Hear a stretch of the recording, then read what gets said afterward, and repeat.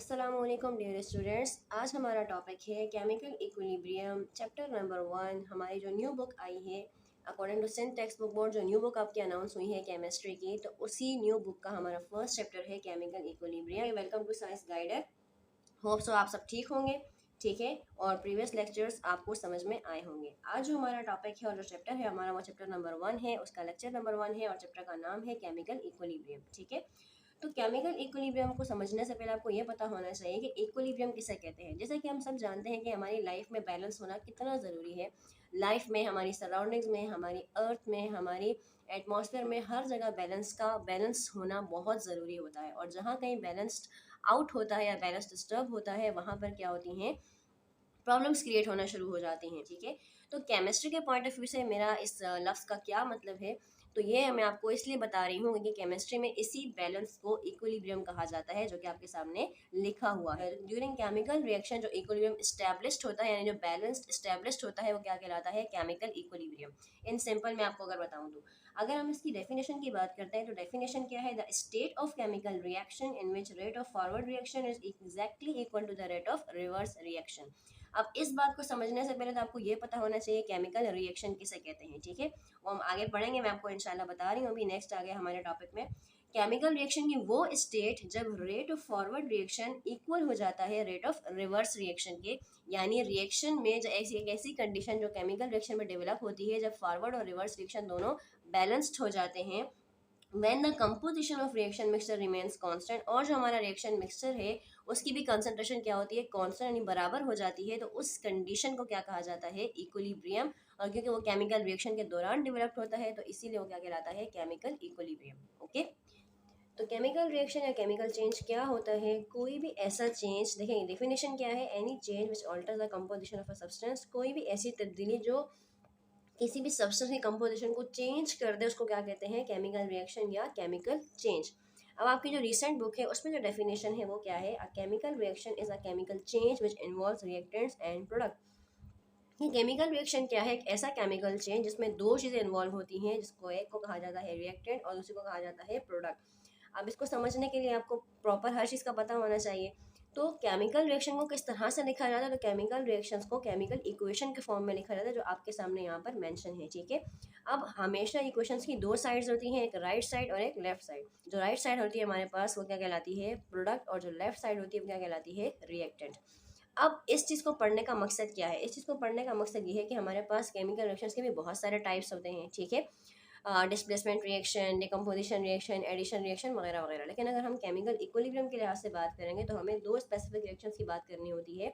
One is called reversible reaction and another is called irreversible reaction. ठीक है, know what is reversible reaction. Reversible reactions क्या होते हैं, जैसे कि नाम आपको बता रहा है, रिवर्सिबल मीन्स रिवर्स, यानी ऐसा रिएक्शन जो रिवर्स होता रहे वो क्या कहलाता है, रिवर्सिबल रिएक्शन। डेफिनेशन भी देख लेते हैं हम, इन सिंपल मैंने आपको पहले बताई, तो आप हर चीज़ को पहले सिंप्लीफाई फॉर्म में अंडरस्टैंड किया करें, उसके बाद हम उसको प्रॉपरली उसकी डेफिनेशन के पॉइंट ऑफ व्यू से स्टडी करेंगे। ठीक है, इसकी प्रॉपर डेफिनेशन देख लेते हैं। Those reaction which never proceed completion and takes place in forward and reverse direction at the same time called reversible reaction. यानी वो रिएक्शन जो कभी भी कंप्लीट नहीं होते और हमेशा फॉरवर्ड और रिवर्स डायरेक्शन में होते रहते हैं एक ही टाइम में, वो क्या कहलाते हैं, रिवर्सिबल रिएक्शन। ठीक है, अब इसी कंपैरिजन में अगर हम इरिवर्सिबल रिएक्शन की बात करते हैं, तो जैसे कि नाम आपको रिप्रेजेंट कर रहा है इरिवर्सिबल रिएक्शन, यानी वो रिएक्शन जो कभी भी रिवर्स नहीं होते और कंप्लीट रिएक्शंस कहलाते हैं। ठीक है, those reaction in which reactants are completely converted into the product and proceed in definite any single direction called irreversible reaction। वो रिएक्शन जिसमें रिएक्टेंट्स कम्प्लीटली प्रोडक्ट में कन्वर्ट हो जाते हैं और उनकी एक सिंगल डायरेक्शन होती है, जो प्रोडक्ट हमारा बना है वो अगेन अपने रिएक्टेंट फॉर्म में रिवर्स नहीं हो सकता, तो इस तरह के रिएक्शंस क्या कहलाते हैं, इरिवर्सिबल रिएक्शंस। अब वाई केमिकल रिएक्शन अगर कभी हमें हमारे सामने नाम ना हो तो हम इसकी रिप्रेजेंटेशन से कैसे पहचानेंगे, तो रिवर्सिबल रिएक्शन की भी रिप्रेजेंटेशन है और इरिवर्सिबल रिएक्शन की भी रिप्रेजेंटेशन है। रिवर्सिबल रिएक्शंस को डबल एरो से शो किया जाता है। ठीक है, अब जो एरो का ये हेड आपको नजर आ रहा है, कोई भी रिएक्शन जब प्रोसीड होता है तो वो हमेशा रिएक्टेंट्स कंबाइन होकर, जैसे कि यहाँ देख लें कि रिएक्टेंट्स कंबाइन होकर क्या बना रहे हैं, प्रोडक्ट। तो ये जो डायरेक्शन ये कौन सी है, फॉरवर्ड डायरेक्शन। लेकिन जब प्रोडक्ट अगेन कंबाइन होकर रिएक्टेंट में आएंगे तो वो क्या हो जाएगी, रिवर्स। तो इसीलिए फॉरवर्ड और रिवर्स, तो यहाँ पे डबल एरो आपको नजर आ रहा है, ये रिवर्सिबल एरो भी कहलाता है।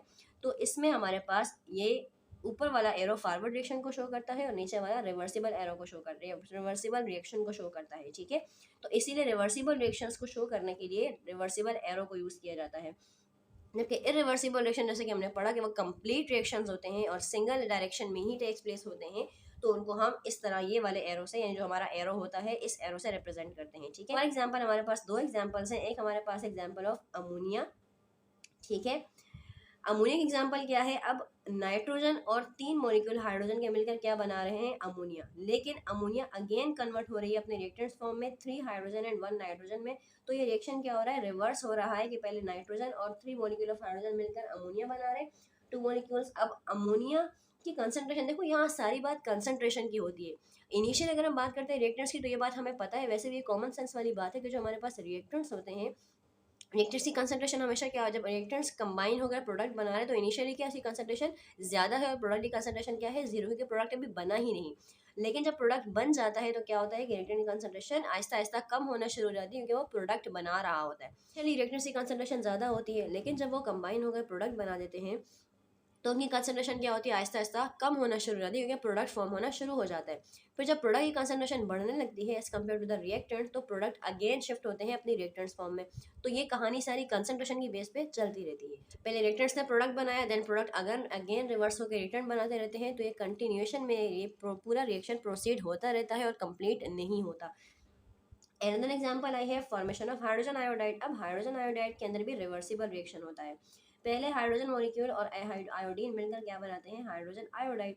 फिर हाइड्रोजन आयोडाइड अगेन जब इसकी कंसंट्रेशन रिएक्टेंट से बढ़ जाती है, तो ये अगेन प्रोडक्ट क्या काम करते हैं, प्रोडक्ट अगेन रिवर्स होकर अपने रिटर्न फॉर्म में कन्वर्ट हो जाते हैं। और ये रिएक्शन अगेन कंटिन्यूएशन में चलता रहता है, फॉरवर्ड एंड रिवर्स डायरेक्शन में।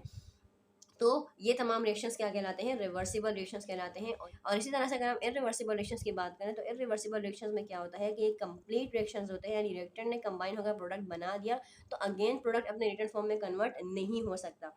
फॉर एग्जाम्पल हमारे पास दो एग्जाम्पल्स हैं, formation of water bye H2 and O2 gas, कि जब हम दो मॉलिक्यूल हाइड्रोजन गैस के और ऑक्सीजन गैस के कंबाइन करते हैं, यानी हम टेम्परेचर देते हैं, तो हमें क्या मिलता है, वाटर मॉलिक्यूल। अब ये कंप्लीट स्टेप रिएक्शन है, सिंगल स्टेप रिएक्शन और कंप्लीट रिएक्शन है। अब वाटर मॉलिक्यूल अगेन अपनी गैसियस फॉर्म में कन्वर्ट नहीं हो सकता, कि वाटर फॉर्म अगेन जो है वो O2 फॉर्म में अलग हो जाए और हाइड्रोजन फॉर्म में अलग हो जाए, ये पॉसिबल नहीं है, क्योंकि ये रिवर्सिबल रिएक्शन नहीं है। तो ये एक इरिवर्सिबल रिएक्शन है, जिसे कंप्लीट रिएक्शन भी कहा जाता है। सेकंड एग्जांपल हमारे पास क्या है, डिकम्पोजिशन ऑफ सोडियम बाइकार्बोनेट। ये आपके पास सोडियम बाइकार्बोनेट है, 2 मॉलिक्यूल ऑफ सोडियम बाइकार्बोनेट, आप इसकी डिकम्पोजिशन करते हैं, जब इसकी ब्रेकिंग होती है तो ये 3 मॉलिक्यूल्स में ब्रेक होता है, सोडियम कार्बोनेट, कार्बन डाइऑक्साइड और वाटर। अब ये अगेन तीनों कंबाइन होकर सोडियम बाइकार्बोनेट को नहीं बना सकते, जो इसकी इनिशियल कंडीशन थी रिएक्टेंट फॉर्म में, ठीक है। यानी ये रिएक्शन रिवर्स नहीं हो सकता, तो इसीलिए भी क्या कहलाता है, इरिवर्सिबल रिएक्शन। क्लियर? होप्स हो कि आपको यहाँ तक की बातें क्लियर हो गई होंगी।